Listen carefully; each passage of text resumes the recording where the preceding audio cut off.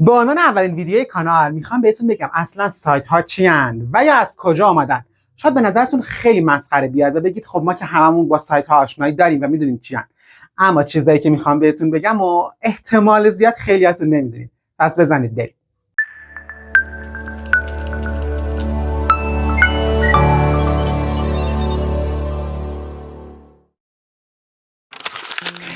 آقا سلام علیکم، خیلی خوش اومدید به اولین ویدیوی این کانال. من حسینم در حسین سایت.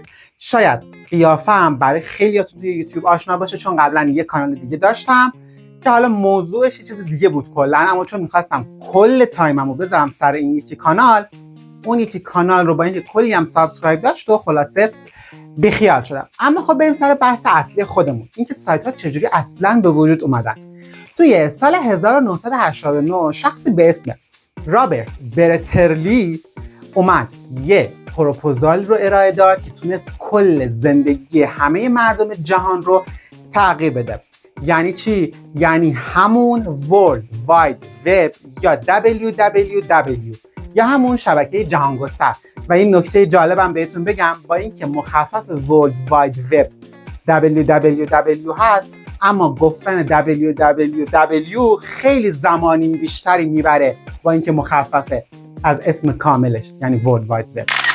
اون نرم افزاری رو به دنیا منتشر کرد که به همه انسان‌ها این امکان رو میداد که در هر جایی که باشن با یک کلیک ساده به هر اطلاعاتی که دلشون میخواد دسترسی پیدا کنن.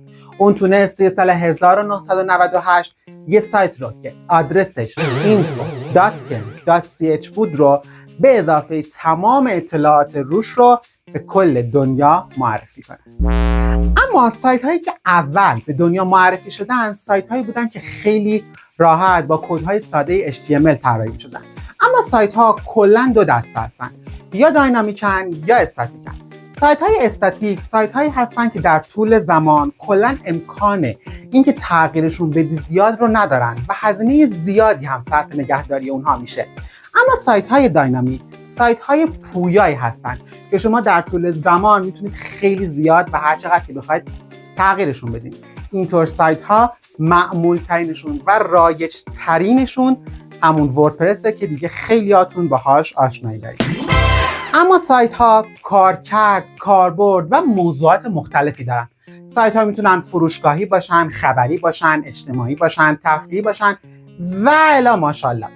اما تا اینجای ویدیو اگه اینجور ویدیوها رو دوست دارید، کلا راجع به سایت ها و اینا ویدیو رو لایک کنید و توی این کانال قراره کلی چیز راجع به سایت ها بدونیم، اینکه چی کارشون کنیم، چجوری راه اندازی کنیم، چجوری به کمک سایت ها درآمدمون افزایش بدیم و خلاصه از این قبیل چیزها، هر چیزی که راجع به سایته. پس اگه دوست دارید کانال رو هم از این پایین سابسکرایب کنید. اما میرم دنبال ادامه بحثمون. اما سایت ها از نظر نسل هم به 3 دسته تقسیم میشن. سایت های نسل اول سایت هایی هستن که یه مدیر داره، اون داخلش محتوا تولید میکنه و بقیه میان اون محتوا رو نگاه میکنن و حالا نیازشون رو برطرف میکنن و از اون سایت خارج میشن، مثل سایت های معمولی که داخل گوگل میبینید و با سرچ کردن میاد بالا. اما سایت های نسل دوم سایت هایی هستن که تعاملی هستن، یعنی هم مخاطب و هم مدیر سایت داخل تولید اون سایت و محتوای اون سایت نقش دارن. خب اینطور سایت ها به این صورتن که مثلا یه مخاطب میاد داخل اون سایت یه سوالی رو میپرسه، حالا بقیه مخاطبین یا مدیر اون سایت میاد بهش جواب میده و اینطوری اون سایت شکل میگیره و راه اندازی میشه. اما سایت های نسل سوم که الان با ورود هوش مصنوعی به دنیا خیلی بیشتر باب شده، سایت هایی هستند که بر اساس نیاز مخاطب به اونها جواب میده. این یعنی چی؟ مثلا شما رفتین داخل یه سایت، یه سوالی داخل اون سایت میپرسید، اون سایت میاد بر اساس سوالی که شما پرسید بهتون جواب میده توسط هوش مصنوعی. یا مثلا سایتی که شما رفتید داخلش یه عکسی بهش میدید، اون عکس رو براتون متحرک میکنه، بازم توسط هوش مصنوعی. این سایت ها تقریبا و بیشترشون توسط هوش مصنوعی ارائه میشن.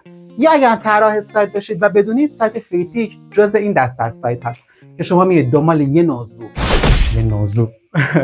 دنبال یه موضوع خاصی از عکس میگردید، اون بر اساس اون موضوع خاصی که سرچ کردین بهتون اون عکس رو میده.